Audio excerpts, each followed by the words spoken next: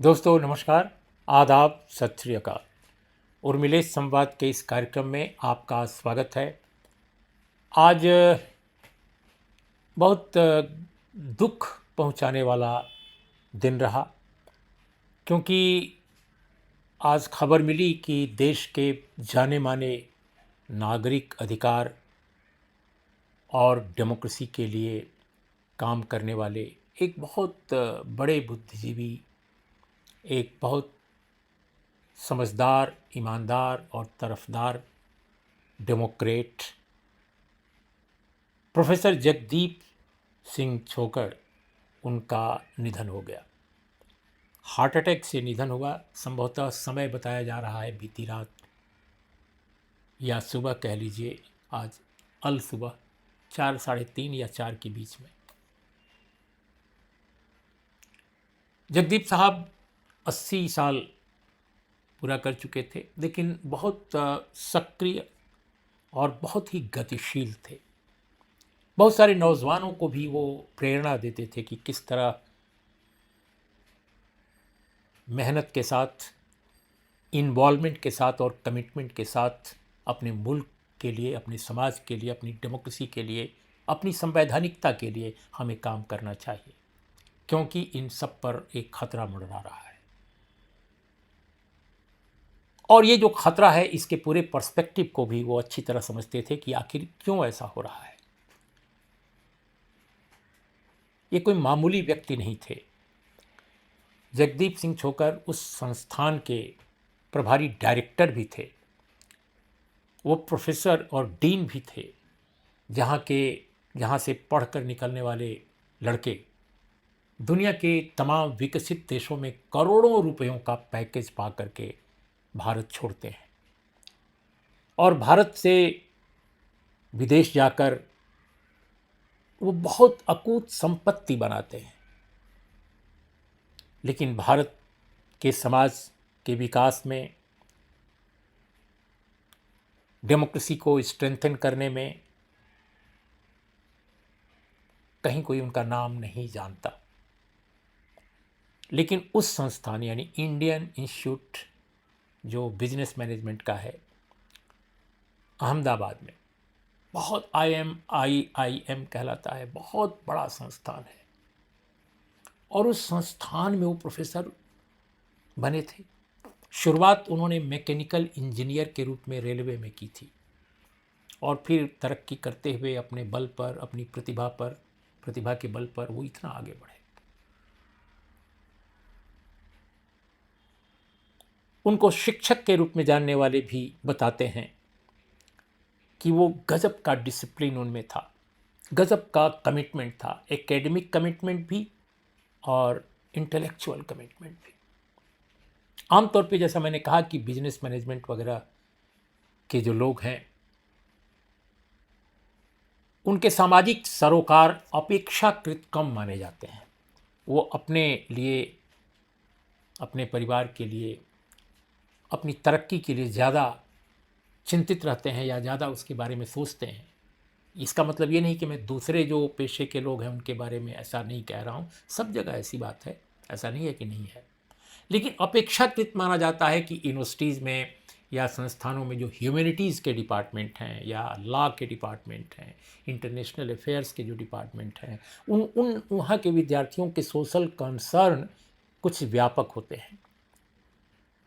लेकिन आप देखिए कि उस मैनेजमेंट के संस्थान में भी प्रोफेसर जगदीप सिंह छोकर अपने छात्रों के साथ, फैकल्टी मेंबर्स के साथ जिस तरह का उनका इंटरेक्शन था, जिस तरह का डायलॉग था, उसमें पढ़ाई लिखाई के अलावा बिजनेस मैनेजमेंट की बहुत सारी और चीज़ों पर भी चर्चा होती रहती थी। रिटायरमेंट के बाद इसीलिए उन्होंने अपने साथी त्रिलोचन शास्त्री जी के साथ मिलकर और अन्य साथियों के साथ मिलकर उन्होंने ADR नाम की संस्था का गठन किया। सह संस्थापक थे जगदीप सिंह छोकर उस संस्था के। ADR यानी association for democratic reforms. Association for democratic reforms ऐसे दौर में हमारे मुल्क में स्थापित हुआ जब डेमोक्रेसी पर चुनौतियां बढ़ गई थीं। कॉरपोरेट और पॉलिटिशियंस के बीच के जो रिश्ते हैं वो काफ़ी घने हो गए थे, काफ़ी मजबूत हो गए थे, और ऐसा लग रहा था कि आम लोगों के बीच में जो डेमोक्रेसी धीरे धीरे धीरे धीरे जा रही है, उसके पूरी तरह समाज में पुख्ता होने से पहले ही उसकी जड़ें काट दी जाएंगी, उसके फैलने की गति रोक दी जाएगी, और ये सिर्फ कॉरपोरेट, मिडिल क्लास और अपर क्लास तक सीमित रह जाएगा। उस दौर में एडीआर सामने आया। इलेक्शंस के दौरान जो डिस्टॉर्शंस, करप्शन और जो अन्याय होता था, निष्पक्षता का गला घोंटा जाता था, पारदर्शिता को दबाया जाता था, जो आज तक सिलसिला जारी है, बल्कि आजकल क्लाइमेक्स पर है। एडीआर ने उन सभी विषयों को एजेंडा के रूप में लिया, अपने अपने अपने संघर्ष के लिए और कानूनी कार्रवाई के लिए, और इस पर जन जागृति के लिए। बहुत सारे लोग समझते हैं कि एडीआर केवल सुप्रीम कोर्ट या हाई कोर्ट में केसेस करता था, याचिकाएं दर्ज करता था, और उसके जरिए वो एक संघर्ष की भूमिका निभाता था। लेकिन दोस्तों, जिस तरह से एडीआर ने काम किया, लिखकर, बोलकर, संवाद कर, वो एक बहुत बड़ा जन जागरण रहा है, और वो सिलसिला जारी है। और इसके लिए निश्चित रूप से प्रोफेसर जगदीप सिंह छोकर और उनके संस्थान को सैल्यूट किया जाना चाहिए। तो मैं समझता हूं कि मौजूदा भारतीय समाज में एक बहुत बड़ी शख्सियत जगदीप सिंह छोकर साहब थे, एक बहुत बड़ी शख्सियत। और मुझे बार बार याद आता है कि कभी कभी जब मेरी उनसे बहुत बात होती थी, तो वो इस बात को समझते थे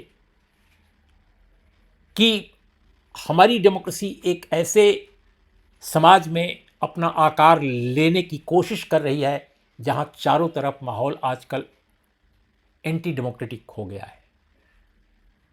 राजनीतिक दलों में आंतरिक लोकतंत्र का अभाव है, कारपोरेट और नेताओं के बीच में गठबंधन है, कास्ट से लेकर कम्युनल जो इश्यूज हैं, रिलीजियस जो इश्यूज हैं, उनके बीच में डेमोक्रेसी की जो पूरी विचारधारा है वो पिचक रही है। इस पिचकते हुए लोकतंत्र को कैसे बचाया जाए, एक बहुत बड़ा काम है, एक बहुत कठिन काम है। और इसीलिए वो ये जानते थे कि सफलता जहां मिलती है उसको सेलिब्रेट जरूर करें, लेकिन अगर सफलता नहीं मिलती है तो निराश होने की जरूरत नहीं है। नई पीढ़ी को, तमाम समाज के तमाम स्टेक होल्डर्स को इन्वॉल्व करने की जरूरत है कि कैसे इन चैलेंजेस को हम भविष्य में भी लड़ें इसको लेकर, और कैसे अपने मुल्क के संविधान, लोकतंत्र को कैसे बचाएं, और कैसे इसको और ज़्यादा स्ट्रेंथन करें और ज़्यादा संवारें। तो मैं समझता हूं प्रोफेसर जगदीप सिंह छोकर हमारे बीच से जरूर चले गए, लेकिन उनका जो किरदार है, उनकी जो भूमिका है, वो हमेशा कायम रहेगी। वो डेमोक्रेसी और नागरिक अधिकारों, और खासकर चुनाव में जो भ्रष्टाचार है, इलेक्शन कमीशन की जो लीडरशिप है हाल के वर्षों में, उसकी जो बेहद अफसोसनाक भूमिका है, इस तरह के इश्यूज पर जो उन्होंने जन जागरण किया और कराया, जो अपनी याचिकाओं के जरिए पूरे देश में एक डिस्कोर्स सामने लाया, मैं समझता हूं कि यह देश उनका ऋणी रहेगा। लोकतंत्र में यकीन करने वाले हर भारतीय को वो याद आएंगे, एक आकाशदीप की तरह, एक ऐसा आकाशदीप जो समंदर में भटकते हुए जहाज़ों को रास्ता दिखाता है। तो सचमुच लोकतंत्र का जो ये अंधेरा बढ़ रहा है हमारे लोकतंत्र में, इसमें भटकती हुई जो नागरिकता है, भटकते हुए जो लोग हैं कि आखिर इसको कैसे बचाएं, उन सबको रास्ता दिखाने वाले आकाशदीप की तरह थे जगदीप सिंह छोकर साहब। दोस्तों, हमने कई मौक़ों पर जगदीप सिंह छोकर साहब से बातचीत की। मुझे अच्छी तरह याद नहीं है कि सबसे पहले हमारी मुलाकात उनसे कब हुई, और मैं कुछ ही कहूँ, हो सकता है वो डेट वाइज सही ना निकले, लेकिन हमको अच्छी तरह याद है कि बहुत समय पहले आ, या तो किसी चैनल में या किसी पार्लियामेंट्री चैनल में या किसी अन्य स्थल पर उनसे मुलाकात हुई और फिर वो घनिष्ठता में धीरे धीरे तब्दील होने लगी और हम लोगों के बीच में समय समय पर बातचीत होती रहती थी। वैसे भी वो मीडिया के साथ बहुत ओपन थे, बहुत खुलापन था उनमें। हमने कई मौक़ों पर उनके उनके साथ बातचीत की, फॉर्मल और इनफॉर्मल। हमने कुछ बातचीत के हिस्से निकाले हैं अपने वीडियोस के, और मैं समझता हूँ जो हाल के हैं, मुझे लगा कि हाल के अगर उनके वीडियोस के कुछ हिस्से हम सामने लाएं तो हमारे दर्शकों श्रोताओं को ये समझने में आसानी होगी कि किस तरह के जगदीप सिंह छोकर थे। और भी आपने बहुत सारे उनके कार्यक्रम देखे होंगे। इस अपने एपिसोड में हम उनके 3 उनकी उनकी टिप्पणियाँ आपको सुनाते हैं जो अलग अलग समय पर उन्होंने की थी, और उनका एक बहुत छोटा छोटा हिस्सा है। उन्होंने काफ़ी लंबा विमर्श पेश किया था। उसके कुछ प्रमुख हिस्से हम आपके सामने पेश कर रहे हैं। ये एक पहला उनका वीडियो है, ये 2 महीने पहले का है, बिल्कुल आज से 2 महीने पहले का। ये जब बिहार में एसआईआर की घोषणा हो गई थी, special intensive revision of voter list, और बहुत ही ये विवादास्पद पूरा मामला हुआ था। शुरुआत ही जगदीप सिंह छोपर साहब ने और एडीआर ने की थी, एसोसिएशन फॉर डेमोक्रेटिक रिफॉर्म्स ने इसका विरोध किया था, याचिका दायर की थी सुप्रीम कोर्ट में। तो वो मुझे याद है कि ये संभवतः याचिका जब भी दायर की हो, लेकिन ये जो वीडियो हमारा है वो जुलाई महीने का है, सेकेंड वीक का। और इसमें उन्होंने साफ शब्दों में कहा था कि कैसे ये डेमोक्रेसी के खिलाफ है, लोगों के वोट देने के अधिकार के खिलाफ है, और मतदान का अधिकार ये छीनता नज़र आ रहा है। ये इस तरह का अभियान जो इलेक्शन कमीशन का है, जिस जल्दबाजी में शुरू किया गया है उसका कोई सिर नहीं, कोई पैर नहीं है, इस तरह की बात। आप इस वीडियो को पहले सुन लीजिए। हमने एडीआर के को फाउंडर प्रोफेसर जगदीप छोकर से अनुरोध किया कि आज वो हमारे साथ जुड़ें और इस मुद्दे पर बात करें। तो छोकर साहब, आपका बहुत बहुत स्वागत है हमारे इस कार्यक्रम में। धन्यवाद। हमारी एक टिप्पणी के बाद आपसे पहला मेरा सवाल है कि आप कैसे देख रहे हैं कल की सुनवाई, किन मुद्दों पर केंद्रित होगी? देखिए, कल की सुनवाई में 2-3 मुद्दे प्रमुख हैं। मुद्दे तो बहुत हैं, लेकिन प्रमुख मुद्दे 2-3 हैं। पहला मुद्दा तो ये है कि इलेक्शन कमीशन ने जो 24 जून को आदेश जारी किया, उसमें ये कहा गया कि जो लोग जिनके नाम मतदाता सूची पर 1 जनवरी 2003 से पहले हैं, उनके बारे में there will be presumption of citizenship। ये माना जाएगा कि वो लोग जिनके नाम मतदाता सूची में 1 जनवरी से पहले हैं, ये माना जाएगा कि वो नागरिक हैं भारत के।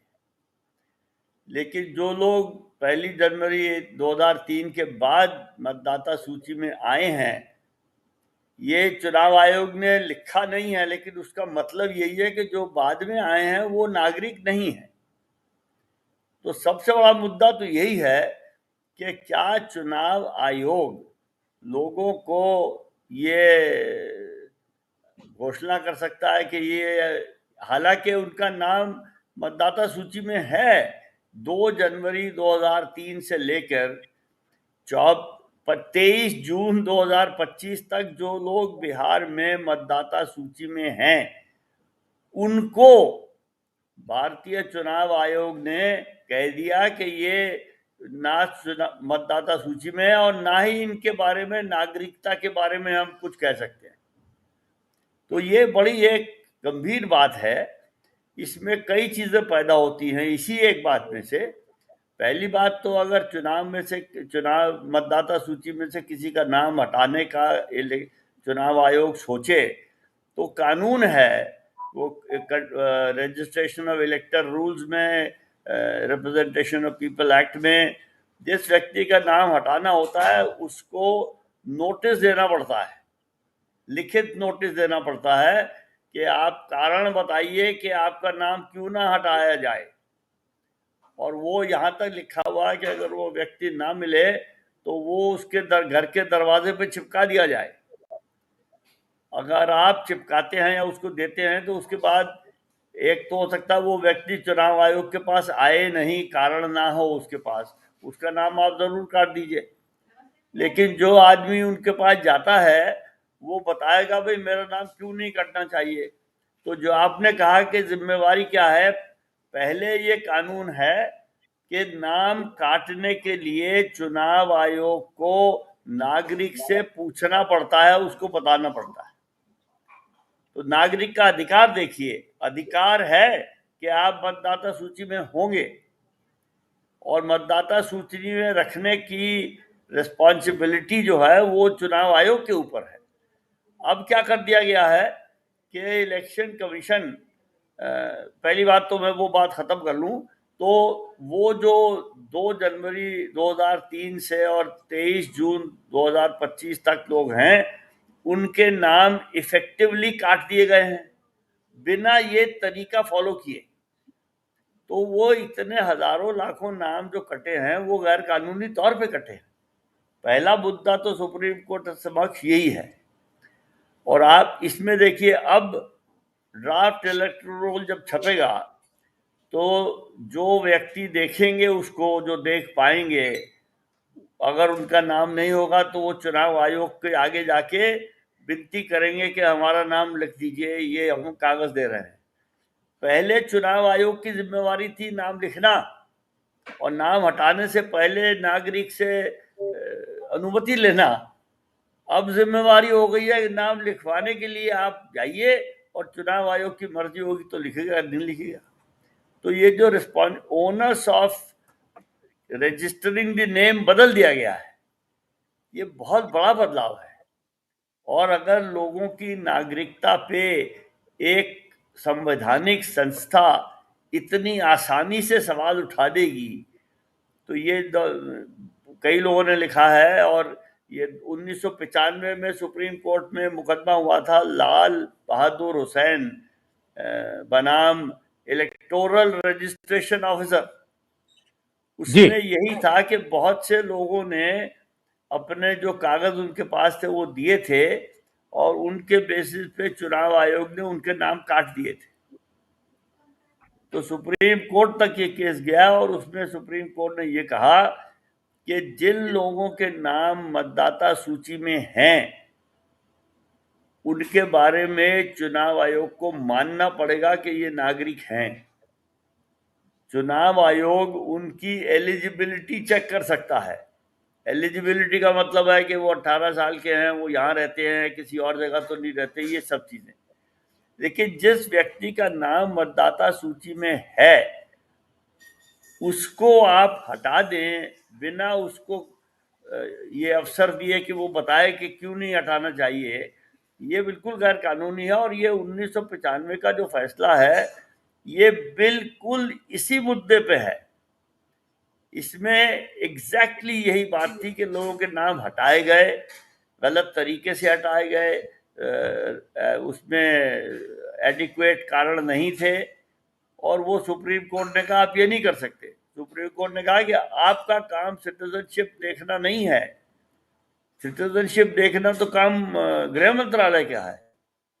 लेकिन आपको एक तो यही सबसे बड़ी बात है जो कहा जा रहा है, ये selective special intensive revision. Revision का मतलब है कि कोई चीज एग्जिस्ट कर रही है और उसको आप चेक कर रहे हैं या उसमें बदल फेर कर रहे हैं। ये तो 2 जनवरी 2003 के बाद नया इलेक्टोरल रोल बना रहे हैं। उसके लिए अंग्रेजी में शब्द है डी नोवो। ये उसके बाद इलेक्टोरल रोल है ही नहीं। जो आदमी उसमें जाना चाह रहा है वो अपने पूरे कागजात दे, अपने माता पिता के दे, माता पिता के जन्म तिथि और जन्म स्थान का कागजी प्रूफ दे लिखित में। अरे ये तो पता नहीं कितने लोगों के पास, मेरे ख्याल में तो ये 90-95% लोगों के पास नहीं होगा। कहाँ आज अभी मैंने कोई डेटा कोई मुझे बता रहा था 2-3 साल पहले, ये हेल्थ एंड फैमिली का कुछ सर्वे होता है, उसमें यह बताया गया बिहार में 2.8% जन्म पंजीकृत हुए। बिल्कुल तो सही आंकड़ा है। जब 3% रजिस्टर हो रहे हैं तो उन 3% के पास ही होगा ना बर्थ सर्टिफिकेट। तो बिल्कुल 97% अब की 2005 में है, और आप देखिए उनके माता पिता तो पता नहीं कब पैदा हुए होंगे, यानी उनके पास ये सब होने का सवाल ही नहीं पैदा होता। और आज मैंने कहीं पढ़ा कि ये जो 11 कागजात बताए गए हैं, उनमें से 5 में तो प्लेस ऑफ बर्थ है ही नहीं। यानी ये तो 5 तो मुझे आज पता लगा है, किसी ने मुझे बताया है, लेकिन स्कूल लिविंग सर्टिफिकेट जो हाई स्कूल सर्टिफिकेट होता है, उसमें नहीं उसमें है। तो प्लेस ऑफ बर्थ होता ही नहीं है। तो बिल्कुल जिस जिस दस्तावेज में वो चीज नहीं है जो आप मांग रहे हैं, उसका उस लिस्ट में लिखने का मतलब क्या है? मैं तो समझता हूँ हाई स्कूल सर्टिफिकेट वो उसमें होना ही नहीं चाहिए। अगर आपको डेट और प्लेस ऑफ बर्थ चाहिए तो आप उसमें हाई स्कूल सर्टिफिकेट लेके तो लोगों को गुमराह कर रहे हैं। आप कहें मैं 11 में से एक सर्टिफिकेट दे रहा हूं, लेकिन वो कहेंगे ये सर्टिफिकेट तो पूरा नहीं है, इसके साथ एक और चाहिए। तो ये तो बिल्कुल लोगों को गुमराह करने की बात हो गई। और दोस्तों, दूसरा जो उनका वीडियो है वो इलेक्शन बॉन्ड पर है। इलेक्शन बॉन्ड वो इशू है जो एडीआर की याचिका पर 7-8 साल पहले याचिका दायर की गई थी, और उस पर 2024 में माननीय सुप्रीम कोर्ट ने उस पर फैसला सुनाया शुरू में वर्ष के। और वो फैसला ये था कि इलेक्शन बॉन्ड जिसको बचाने पर पूरी सरकार लगी हुई थी, भारतीय जनता पार्टी, मौजूदा केंद्र सरकार, इसके बावजूद आर्गुमेंट और लॉजिक इतने ज़बरदस्त थे एडीआर के, और जिसको बिल्ड किया था जगदीप सिंह छोकर साहब ने, उस तार्किकता को, और उसमें इलेक्शन बॉन्ड जो है असंवैधानिक घोषित कर दिए गए। अद्भुत सफलता, अद्भुत कामयाबी इस देश की जनता को और डेमोक्रेसी को जगदीप सिंह छोकर साहब और उनके संगठन और उनके साथियों ने दिलाई इस देश में, और वकीलों ने जिन्होंने उनका साथ दिया। और वो जो उनका वीडियो है, मैं आपको उसका एक हिस्सा सुनाता हूं जो हमारे चैनल उर्मिलेश संवाद पर उन्होंने टिप्पणी की थी। तो जगदीप छोकर साहब, सबसे पहले तो आपको बधाई, इसलिए नहीं कि केवल एक मामला जीता है आप लोगों ने, बल्कि डेमोक्रेसी को बचाने का एक अहम काम आप लोगों ने किया है। सबसे पहले मैं आपसे चाहता हूं कि हमारे दर्शकों को संक्षेप में ये बताएं पहले सवाल के जवाब में कि इस फैसले को आप कैसे देख रहे हैं, और जो आप लोग सोचकर याचिका दायर किए थे, आर्गुमेंट बिल्ड किए थे, क्या उसके अनुरूप सब कुछ दिखाई दे रहा है इस जजमेंट में? बहुत बहुत धन्यवाद उर्मिलेश जी। पहली बात तो मैं ये कहूंगा कि धन्यवाद के जो उपयुक्त लोग हैं वो सिर्फ मैं नहीं हूं, मेरे साथ बहुत लोग हैं। हम लोग अपनी संस्था में कई लोग हैं, और हमारी संस्था के बाहर से भी बहुत लोगों ने, आप जैसे लोगों ने भी हमारी बहुत मदद की है और इस संघर्ष में हमारा साथ दिया है, और इसमें बहुत बड़ा योगदान है बहुत लोगों का। तो मैं समझता हूं उन सबको ही हमें अपना आभार प्रकट करना चाहिए। दूसरी बात यह है कि हमने सोच के ये याचिका दायर की थी, मेरे हिसाब से तो वो सारे काम हो गए हैं। लेकिन मैं एक बात जरूर कह दूं कि ये याचिका दायर हुई थी करीब 7 साल पहले, और उसमें इन दिनों में जो फाइनल हियरिंग हुई उससे पहले 2 महत्वपूर्ण हियरिंग हुई थी। लेकिन उन दोनों महत्वपूर्ण हियरिंग्स में जिस तरह के आदेश या जिस तरह के विचार सुप्रीम कोर्ट के बेंचेस ने प्रकट किए थे, वो बहुत निराशाजनक था। हालांकि एक बेंच ने तो ये कहा था कि this petition raises very weighty issues which have the potential to affect the entire democratic system in the country। यानी कि इस याचिका ने इतने वजनदार मुद्दे उठाए हैं जिनसे देश के पूरे लोकतांत्रिक ढांचे पे असर पड़ सकता है। ये कहा गया था 2019 में, तो हमने सोचा था 2019 में अगर ये कह दिया है तो उसके बाद शायद इसकी जल्दी सुनवाई होगी, और आज हम लोग बैठे हैं 2014 में। तो उम्मीद, जब हमने ये याचिका शुरू की थी तब तो उम्मीद थी बहुत, लेकिन अब पिछले दिनों से उम्मीद थोड़ी सी कम थी, क्योंकि पहले तो हियरिंग होने में बहुत देर लगी। उसमें जब हियरिंग हुई उसमें बड़े दांव पेच चले, 3-4 दिन हियरिंग हुई और उसके बाद जजमेंट रिजर्व हो गई। और ये बात हुई थी कि जजमेंट हम जल्दी देना चाहते हैं, इसलिए इस तरह की हियरिंग कर रहे हैं। कुछ चीजें हियरिंग से बाहर रख दी गई थी, तो ये हुआ था कि जल्दी जजमेंट देंगे, वो जल्दी जजमेंट आ नहीं रही थी। तो उससे कुछ निराशाजनक बातें भी विचार रूप में आती थी। और आज सुबह तक भी ये कुछ अंदेशा था कि ये ना हो कि 4 बातें सही कही जाए और फिर फैसला कुछ और सुना दिया जाए। लेकिन मैं इस बात का, आज की जो सुप्रीम कोर्ट की बेंच थी उनकी मैं सराहना करता हूं कि उन्होंने, एक तो ये निर्विरोध जजमेंट आया, पांचों के पांचों जजों ने जी फैसला एक ही किया। हालांकि जजमेंट 2 आए हैं, एक जजमेंट 4 जजों ने दिया है जो कि सुप्रीम कोर्ट के चीफ जस्टिस साहब ने लिखा है, और उसमें 3 जजेज उनके साथ शामिल हैं, और 5वें जज जो हैं संजीव खन्ना, उन्होंने अपना अलग से जजमेंट लिखा है। लेकिन उनका जो फैसला है फाइनली वो वही है जो बाकी 4 का है। तो इसको यूनानिमस जजमेंट कहते हैं। यूनानिमस की हिंदी में जरा नहीं इस वक्त मुझे सूझ रही है, आपको ज्यादा पता है। जी तो जी यूनानिमस जजमेंट है और कॉन्स्टिट्यूशन बेंच का जजमेंट है। तो जी इस जजमेंट की बहुत महत्व है, और इसका ये आगे वाले वर्षों में भी मेरे ख्याल में एक प्रेसिडेंट के तौर पे इस्तेमाल होगा। इसलिए इस जजमेंट का देश की लोकतांत्रिक ढांचे पे, आज इस जजमेंट का तो अच्छा असर है ही। मेरा सब ये ख्याल है कि इस जजमेंट का आने वाले सालों में भी अच्छा इसका असर होगा। तो जजमेंट बहुत महत्वपूर्ण है, लोकतंत्र के लिए अच्छा है। ये मैं शुरुआत में तो यही कहना चाहता हूँ, आगे आप कुछ पूछे।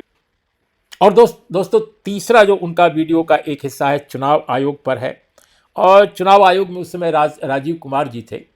और राजीव कुमार जी ने ये जो उनका वीडियो है संभवतः दिल्ली चुनाव का जो ऐलान वो कर रहे हैं, और किस तरह मतगणना की तारीख जो है वोटिंग होने के कुछ समय बाद की जा रही है। तो इस पर बहुत सारी बातें जो सामने आई, उस पर जो कमेंट किया था छोकर साहब ने, वो आप ज़रूर सुनिए वीडियो। तो जगदीप छोपर साहब, आपका बहुत बहुत स्वागत है हमारे इस कार्यक्रम में। सर, बिल्कुल एक वाक्य का मेरा पहला सवाल कि राजीव कुमार जी की जो प्रेस कॉन्फ्रेंस थी दिल्ली इलेक्शन की घोषणा के लिए, वो उन्होंने कहा कि ये मेरे जीवन का आखिरी, इस कार्यकाल का आखिरी प्रेस कॉन्फ्रेंस है, और उसमें उन्होंने शायरी के अंदाज में जवाब देने की कोशिश की। आपको कैसा लगा उनका जवाब? देखिए, उनके जवाब के बारे में मैं भी मैं तो शेर लिखता नहीं हूँ। मैं एक मिर्जा गालिब का लिखा हुआ शेर आपके लिए पढ़ देता हूँ। मिर्जा गालिब ने कहा है गजल में, हमको मालूम है जन्नत की हकीकत, लेकिन दिल को बहलाने के लिए गालिब ये ख्याल अच्छा है। तो जो मुख्य चुनाव आयुक्त ने कहा है वो ख्याल बहुत अच्छा है, लेकिन हमको मालूम है कि असलियत क्या है। तो उनके जवाब में मैं समझता हूँ कोई भी ऐसी बात नहीं दिखी मुझे जो पहले वो नहीं कह चुके या उनके चाहने वाले नहीं कह चुके। उन्होंने किसी भी बात का पूरी तरह एक्सप्लेनेशन नहीं वो ना उन्होंने दिया। मेरे ख्याल में वो ना तो वो देना चाहते, और मैं ये भी समझता हूँ ना वो दे सकते, क्योंकि उन्होंने ऐसे ऐसे काम किए हैं जिनके बारे में कोई लॉजिकल और सेटिस्फैक्ट्री एक्सप्लेनेशन मेरे ख्याल में नहीं हो सकता। तो इसलिए मेरा तो ख्याल है उनकी प्रेस कॉन्फ्रेंस, वो कभी कभी होता है कि आदमी कुछ करता है अपने दिल की भड़ास निकालने के लिए। और वहाँ जो संवाददाता अखबारों के या चैनल के लोग मौजूद थे, उन्होंने उनसे सवाल तो पूछे, लेकिन आपने सवाल पूछा, उन्होंने जवाब दिया, उसके बाद कोई काउंटर क्वेश्चन नहीं हुआ, क्योंकि हर सवाल का जवाब दिया जा सकता है बिना कुछ बताए। आप तो पुराने पत्रकार हैं, आपको सब पता है, लेकिन जब उसको आगे से कोई क्रॉस क्वेश्चन करता है तो वहाँ बात खुल के सामने आती है। तो वो या तो लोगों ने किया नहीं, या लोगों को वो करने की इजाज़त नहीं थी, मैं नहीं जानता। इसलिए वो एक तरफा ही पूरी बात हुई है। उन्होंने पहले, मैं समझता हूँ, 30-40 मिनट भाषण दिया, फिर उन्होंने, जैसा आपने कहा, 2 सेकंड में कह दिया कि दिल्ली में चुनाव 5 तारीख को है और 8 तारीख को रिजल्ट आएगा। मुझे ये भी नहीं समझ में आता कि दिल्ली में अगर 5 तारीख को चुनाव है तो उसका रिजल्ट 6 तारीख को क्यों नहीं आएगा? जो पहले एक्सप्लेनेशन दिया जाता है कि दूर दराज के इलाकों से ईवीएम आते हैं और ये होता है, दिल्ली में तो सब कुछ काम एक दिन में हो जाता है। तो मैं इससे भी थोड़ा सा चकित हूं कि 5 तारीख को चुनाव है और 8 तारीख को नतीजा आएगा। भाई चलो 6 को नहीं तो चलो 7 को कर दो, 8 का क्या मतलब है? अब इन बातों के जवाब वो कहते हैं कि आप लोग शक करते हैं। हाँ, शक करते हैं, और इस तरह के मामले में शक करना जरूरी है, क्योंकि पारदर्शिता तभी आती है जब शक किया जाता है। तो अगर वो ये बताते कि एक ही फेज का इलेक्शन है, एक दिन में इलेक्शन है, जो दूर से दूर की पोलिंग बूथ है उसकी ईवीएम शाम को 5, 8, 7 बजे, 8 बजे, 11 बजे पोलिंग बंद हो, अरे भैया तो सुबह 8 बजे तो आ जाएगी ना दिल्ली। तो 6 तारीख को 12 बजे तक रिजल्ट आना चाहिए। तो दोस्तों, इस तरह आपने जगदीप सिंह छोकर साहब को आपने सुना। समय समय पर उन्होंने जो टिप्पणियाँ की हमारे चैनल पर, और भी बहुत सारी उनकी यादें हैं, और उनकी यादें कभी ख़त्म नहीं होने वाली हैं। वो हमारे बीच से ज़रूर चले गए, लेकिन हम जब तक जीवित हैं हम सब उनको याद रखेंगे, और हमारे बाद की जो जनरेशन्स हैं वो भी उनको याद रखेंगी। डेमोक्रेसी की लड़ाई जब भी इस देश में होगी, डेमोक्रेसी पर जब भी संकट आएगा, लोगों के मताधिकार पर जब भी खतरा मंडराएगा, जगदीप सिंह छोकर नाम का प्रोफेसर हमेशा याद आएगा। सलाम और श्रद्धांजलि, प्रोफेसर जगदीप सिंह छोकर।